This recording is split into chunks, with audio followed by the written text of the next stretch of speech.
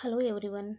Today in this video, I am going to share few of the certification related questions for practice purpose regarding asset accounting. So I have completed all the configuration steps in my previous videos. I have break the asset accounting into 4 parts and I have loaded 4 separate videos on separate asset accounting. Please check on to those videos and then it will be easy to answer these certification questions. So the first question, so which system components are directly integrated with asset accounting? So even in certification they will provide us the hint saying that how many answers are correct. So here they are giving the hint there are 3 correct answers. So just we need to understand to which all components asset accounting is integrated. So I don't think the asset accounting is integrated for bank account management. So it is integrated with investment management, yes, purchasing, yes, plant maintenance, yes, and we never read about any quality management integration with asset accounting. So the correct answers are B, C and D. And also here it gives a clear explanation why the selected answers are correct.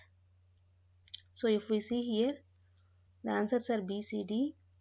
Investment management is tightly integrated, especially with assets under construction.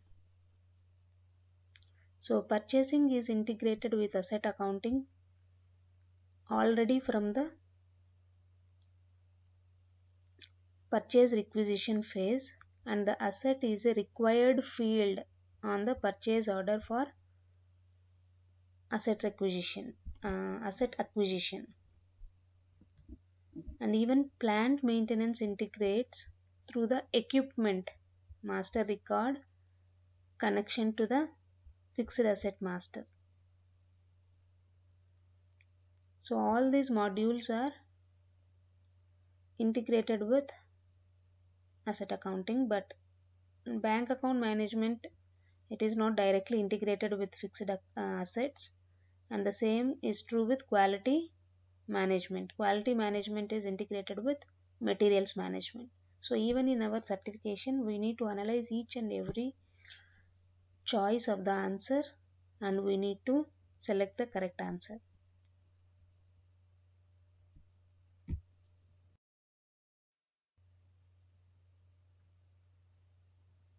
Now we will check the second question. What is true for assigning charts of depreciation to company codes? So what is actually purpose of assigning the chart of depreciation to company code? So all company codes of a single country must be assigned to the same chart of depreciation. No, it is not must, but it is possible. It is possible to assign to the same chart of depreciation. Each company code can be assigned to a different chart of depreciation. Yes, it is possible. Each company code can be assigned to, yes, you assign company codes only to the chart of depreciation delivered by SAP. No, we can create our own chart of depreciation. A company with company codes in multiple countries can use a single chart of depreciation for all. So again this is optional. So the correct answer is B.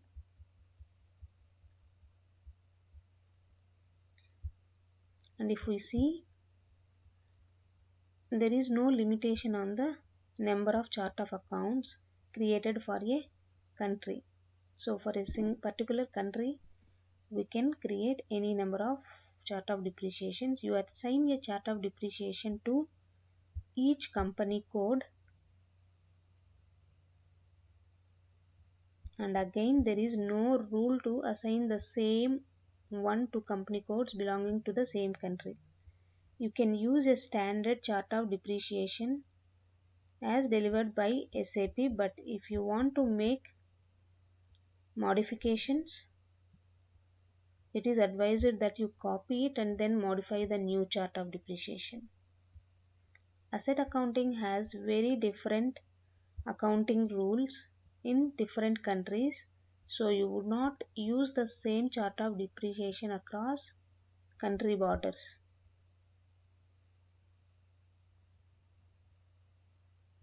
Even if things look the same to begin with, laws and regulations change all the time.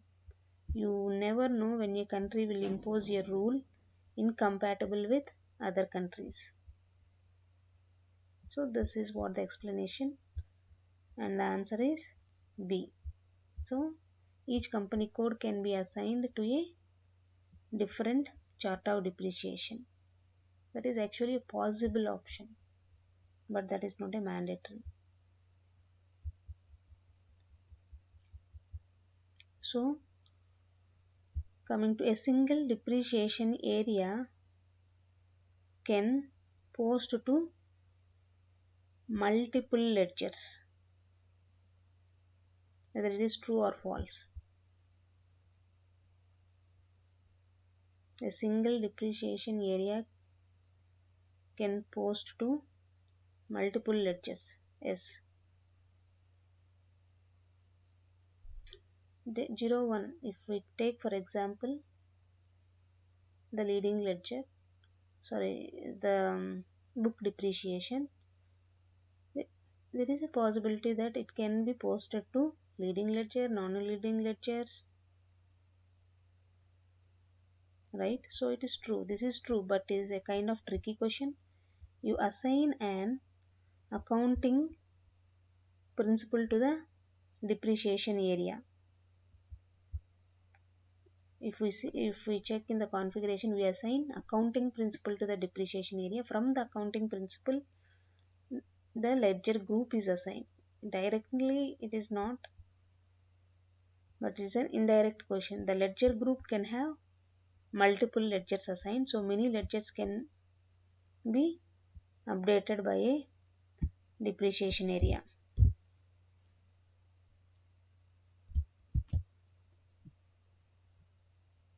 So moving on to next question. What is true for real depreciation areas? Okay.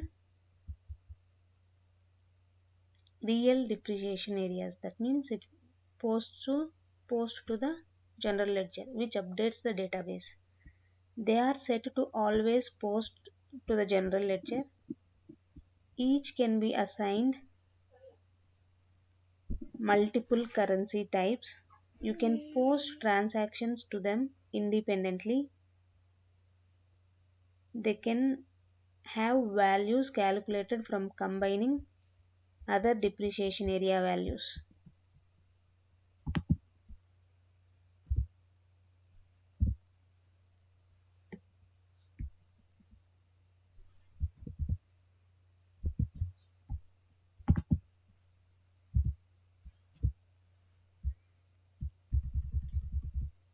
So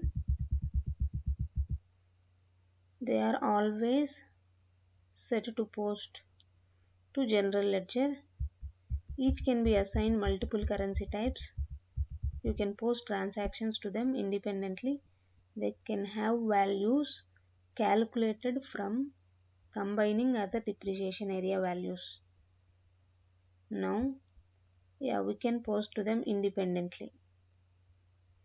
In asset accounting transactions that aren't integrated with accounts payable or accounts receivable, you can choose to post them to specific depreciation areas.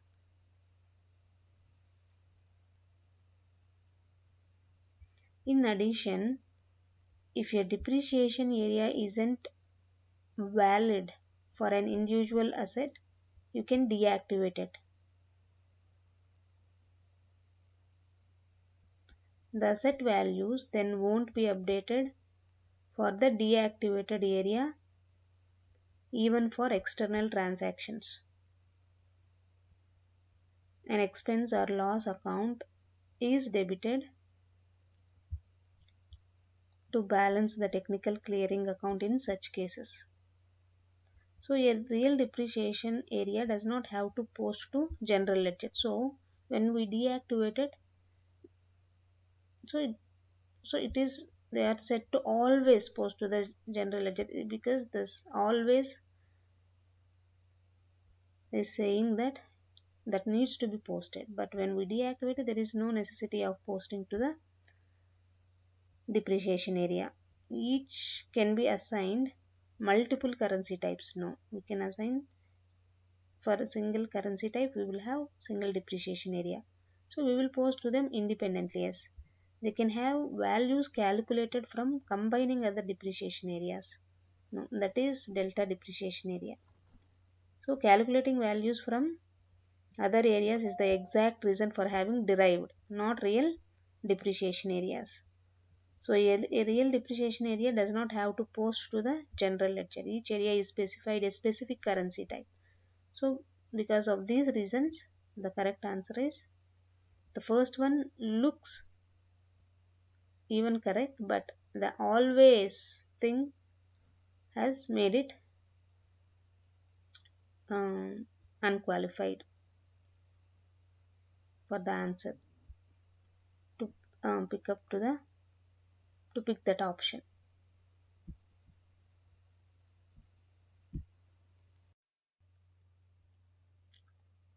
So now the fifth question. Two assets belonging to the same company code post depreciation to different general ledger accounts. What does this mean for the assets? So first we need to think from where these general ledger accounts come from. It comes through account determination. So if two assets but it belong to the same company code, post depreciation to different general ledger accounts means that might be those assets are related to different asset classes and it has assigned different account determinations. The asset belongs to different asset classes. The assets are assigned to separate account determinations. The assets post acquisition and production cost values to separate accounts. The assets are assigned to separate cost centers. So A and B is the answer. The definite obvious answer here is that the assets have different account determinations. So based on that, this also means that the asset belongs to different asset classes, because an asset class is assigned to a single account determination. Although unlikely, the acquisition and production cost account could be same between separate account determinations. The cost center has no bearing on the selected accounts. Okay, so true or false? Two assets in the same asset class belonging to different company codes but with same chart of depreciation can post to different accounts. Two assets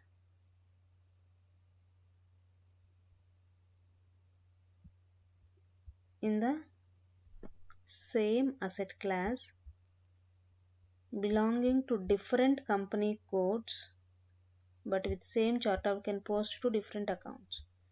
Yeah, when again coming to company codes, I think there is an option. So here it is saying true. Here, as with the certification questions, you need to read the question through and find the essence of the information given. there is almost no chance that some piece of information is given to distract. Here the key is that the company codes can have different charts of accounts assigned, because the accounts in the account determination are defined per chart of accounts. So when we remember the configuration steps, nowhere we have given the company code, but we have selected the accounts based on chart of accounts. So there is a possibility if the company codes have different chart of accounts, the two assets could post to separate accounts. Yes, that is a possibility.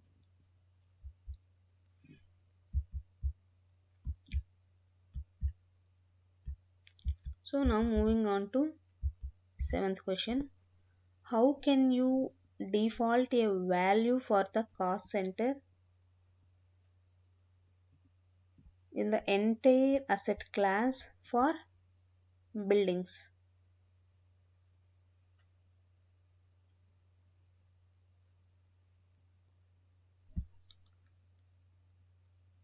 So whenever we create an asset master record, the cost center should be defaulted. So how we can do that? By using asset subnumbers? No. By changing the assigned screen layout? By changing the assigned tab layout? By entering it in the default account assignments for the general ledger account? No. So asset class is mainly, here they are talking mainly about the entire asset class. So it should be screen layout or it should be tab layout. I think it should be screen layout. Let us see. Yes. In the screen layout, you can define that a field can be set on the asset class level.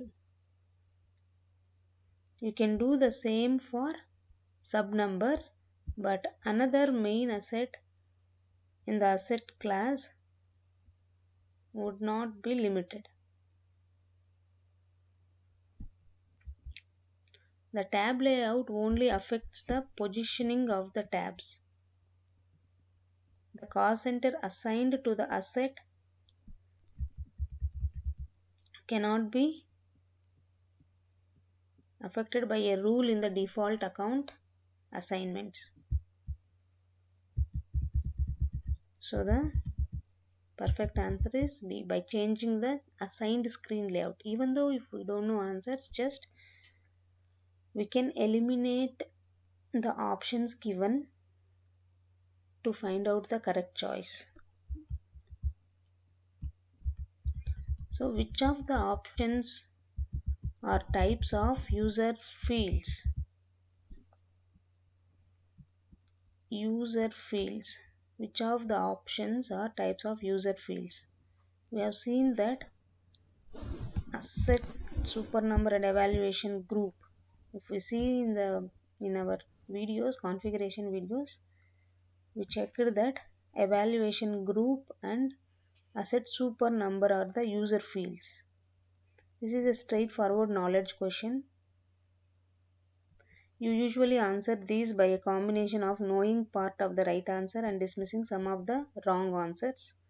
The evaluation groups and asset super numbers can be maintained in customizing and assigned to assets to cover customer requirements for extra fields and groupings.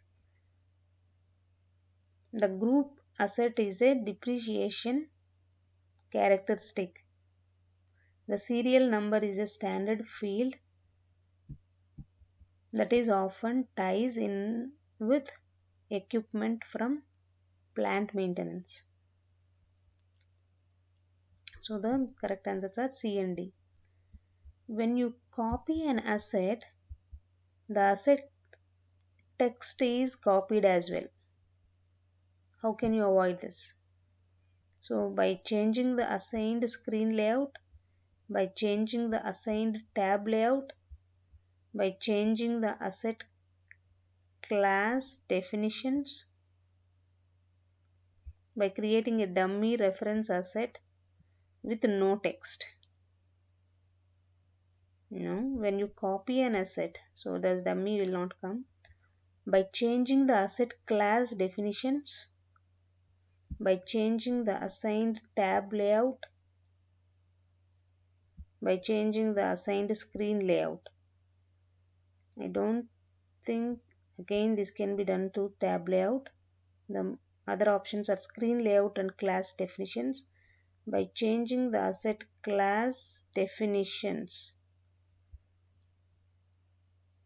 the asset text is copied as well. Think it should be A again. Yes. You define which fields get carried over when an asset is used for reference in the screen layout. This isn't maintained in the tab layout or the asset class. The dummy reference asset isn't a good solution. It is more of a hack workaround, and you wouldn't ever do something like this. Nevertheless, the option probably wouldn't appear in the certification exam because ambiguous answers are avoided. So for which kind of asset is the asset main text always pre-filled? So definitely it should be for asset subnumbers. Mass created assets, group assets, asset supernumbers, pre-filled. So definitely it should be asset subnumbers. Inherit the asset main text from the main asset number, and this can't be changed. You execute a report based on. Now moving on to 11th question. You execute a report based on location and are missing an asset. What might have happened? So that asset might have sold to a customer, or it might be moved to other location. Even if we have fully depreciated, the asset has been fully depreciated, it will appear in the list. So only when it was sold to the customer, it won't appear in the list. The equipment assigned to the asset was moved. The asset was partially scrapped. There are only two options, B and C. Partially scrapped, even it appears in the list. When an asset is integrated with the equipment, changes in the equipment can be configured to update the asset. An asset sold will no longer show up in the company code reports. Fully depreciated assets show up in the reports because they are still active in the company, and partial scrapping would not deactivate the asset either.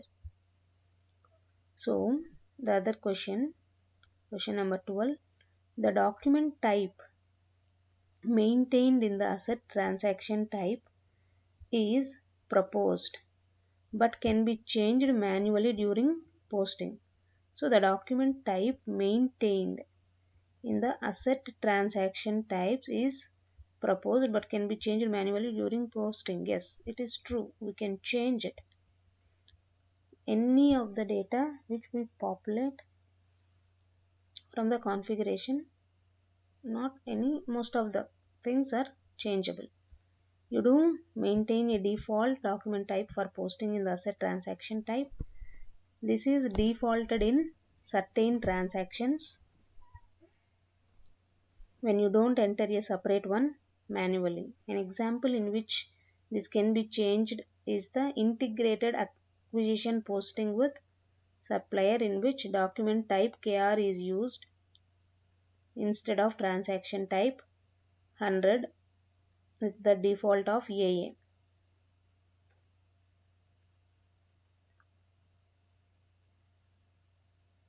An example in which this can be changed is the integrated acquisition posting with supplier, in which document type is KR instead of transaction type 100 with default of EIA. So we will change it. And moving on to question number 13. Which transactions lead to asset capitalization? So there are three correct answers. Which transactions lead to asset capitalization? Valuated goods receipt, yes. Assets under construction settlement, yes. And purchase order in purchasing. Not intra-company transfer, not non-valuated goods receipt. It should be purchase order in purchasing, I think, yes. A, B, C. Let us see. No, it's B, C, D. Okay, intra-company transfer. Okay. An asset is capitalized when processing a valuated goods receipt as the invoice is used for confirmation or adjustment of the amount. In contrast, with a non-valuated goods receipt, the asset will be capitalized from the invoice entry. Yes. When you settle the line items to an asset under construction to the final assets, those are capitalized as when you post an intra-company asset transfer, the asset is capitalized on the asset value date. Okay, in other company. Okay. The purchase order doesn't capitalize an asset that happens either on goods receipt or invoice receipt. Is correct. Yeah. So B, C, D are the correct answers. In both the ledger and account approaches, the technical clearing account is posted to by all accounting principle specific documents. No, it won't post. In accounts approach, it will post only to the leading one accounting principle specific documents post to technical clearing account. The rest of the documents post to a different clearing account. If each document posted multiple times to the same account, the account will end up with a balance. In accounts approach, no. If you want to know this, how does it works, I did a configuration videos. You can check those videos for asset accounting.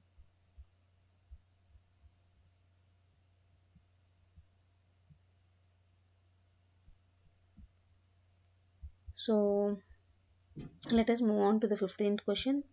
When posting an integrated asset sale to a customer, you enter a debit for the customer with posting key 01 and credit for asset with posting key 75. No, for asset sale we don't give any posting key, we automatically select the asset retirement checkbox. That's what we learned. Let us see. Yep. On the credit side, you must enter the revenue account for a asset sale. This is a special account with field status group for asset sales that allows you to select the asset, dates and values. You don't post a credit directly to the asset. When making a partial sale, how can you choose to calculate the amount of value reduction for the asset? So we will give the quantity, we will give the retirement amount, we will tell the percentage. A, D and E. By posted depreciation, we don't post the profit and loss. It will calculate automatically.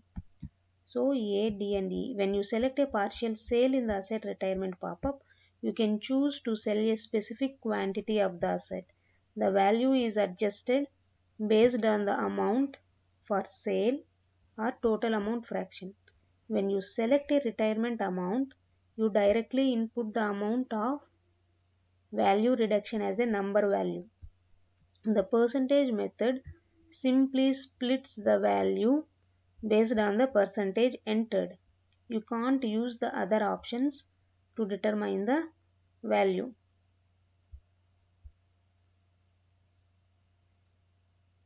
Okay, so options are A, D and E. So next question, to post intercompany asset transfers, you maintain the cross company code clearing accounts.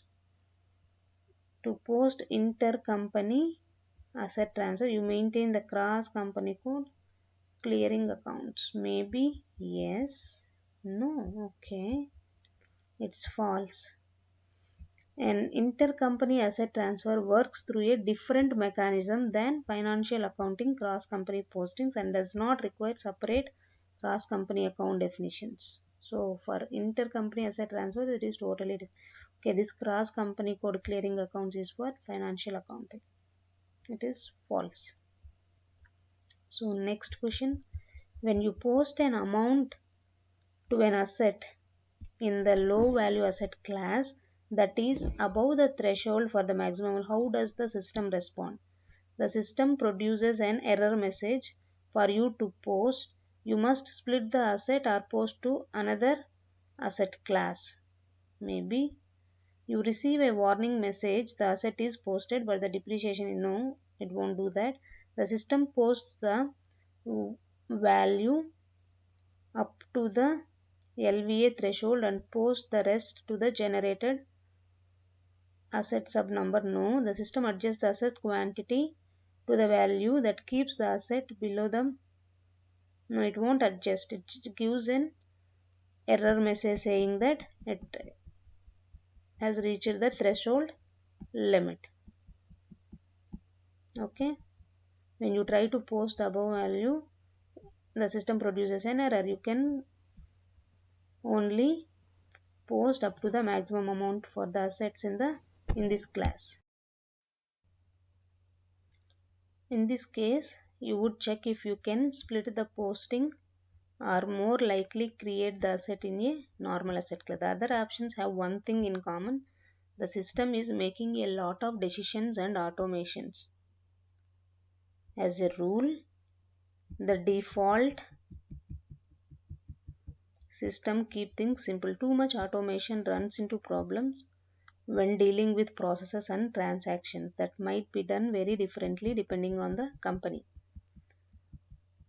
You have an invoice for transport expenses for your assets under construction. These expenses can be capitalized by IFRS but not in the local GAAP. What is the best way to handle this? Post the invoice to the assets under construction and manage settlement per depreciation area.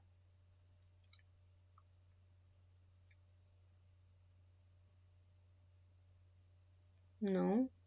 Post the invoice to a clearing account and clear it per ledger group. Capitalize for IFRS, expense for local GAAP. Okay. Post the invoice to assets under construction and after settlement post a partial scrapping for the local depreciation area. No. Post the invoice twice. Once as an expense to the local ledger group and one more to IFRS.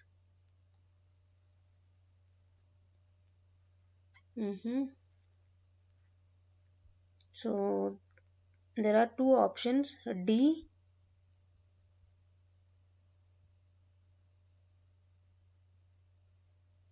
I think the only option should be D.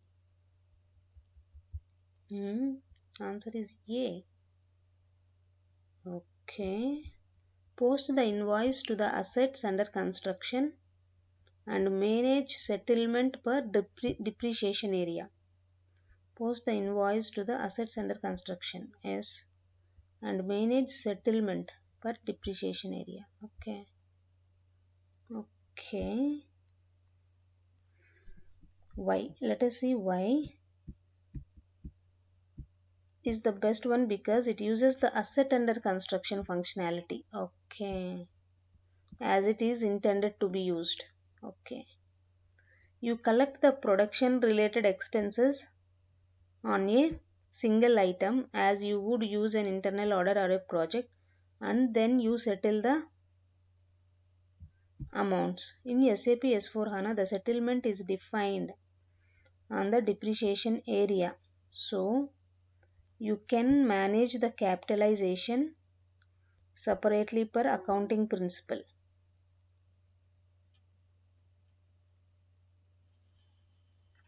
Questions with what is the best phrasing aren't part of the certification exam because they are ambiguous. And the questions and answers in the certification exam must be straightforward as possible. So as they said, it is even D might be an option but not for this because here clearly it states asset under construction.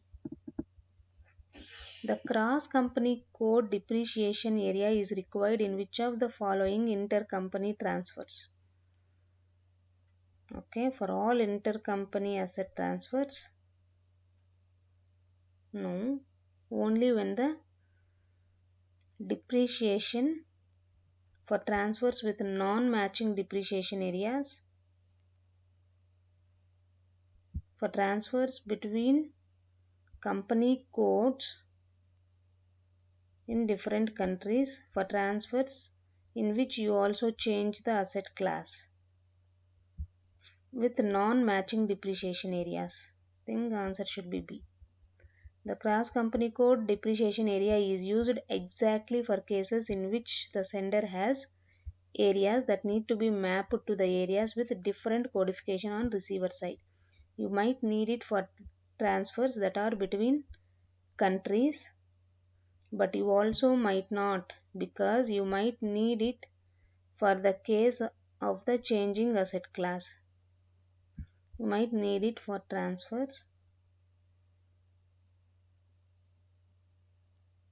that are, but you also might not because you might need it for the case for changing the asset. In questions such as this, you look for the answers that answers the question in all cases.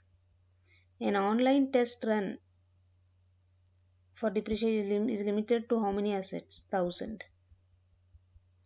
You either know it or you don't. This is a pure knowledge question.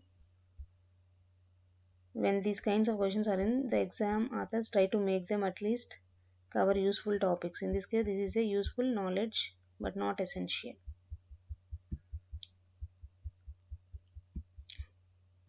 So, you can select to execute the depreciation posting run for a single depreciation area. You can select to execute the yes, the depreciation can be posted for a single depreciation area or a single accounting principle.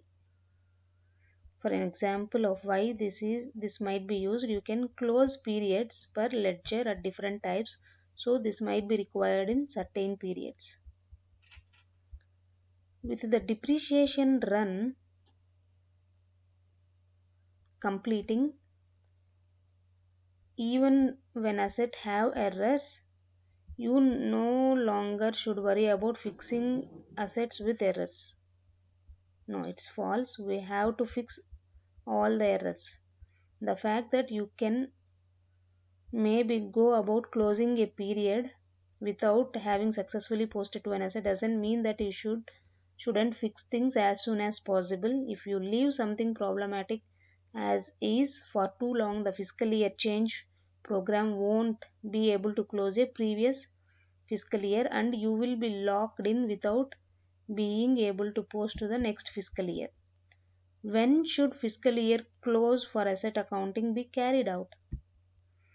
Directly before balance carry forward, directly after balance carry forward when the previous fiscal year is closed,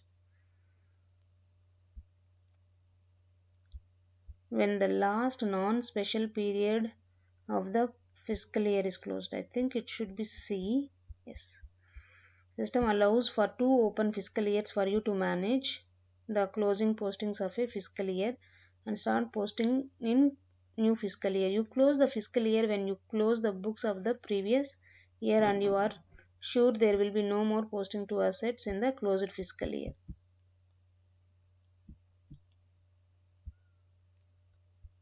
So these are the few certification in asset accounting.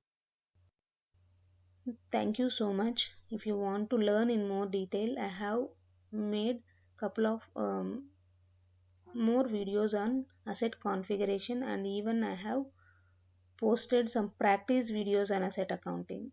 Please watch out for all those videos. So it will be helpful to gain knowledge in asset accounting and to answer these kind of certification related questions if you are planning to do the certification. Thank you so much.